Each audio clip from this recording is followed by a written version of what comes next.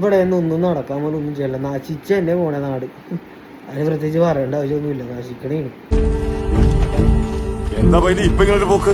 ഞാൻ പോവാ, നാടേ നശിക്കാൻ പോവാ. നീ വേണമെങ്കിൽ എങ്ങോട്ടെങ്കിലും പോയി രക്ഷപ്പെട്ടോ, എങ്ങോട്ടെങ്കിലും പൊക്കടോ, രക്ഷപ്പെട്ടോ. നാടേ നാട് നശിക്കാൻ പോവാ. ഭർത്തുകാരില്ല സിനിമയിൽ പറഞ്ഞേക്കണം. ഇന്ത്യനെ ഇപ്പൊ ഒരാളെ കൊല്ല, എന്തും ചെയ്യാം. ജയിലിൽ സുഖവാസം, സുഖഭക്ഷണം. അല്ല പിന്നെ ഇവിടത്തെ ആർക്കും ഒന്നും ചെയ്യാൻ പറ്റൂല. ഇവിടത്തെ നാട് നശിഞ്ഞ്. അവിടത്തൊക്കെ പോലെ എന്തെങ്കിലും പറഞ്ഞു കഴിഞ്ഞാൽ എൻ്റെ തലയല്ല ഇതൊക്കെ അടിച്ച് പൊളിക്കണം.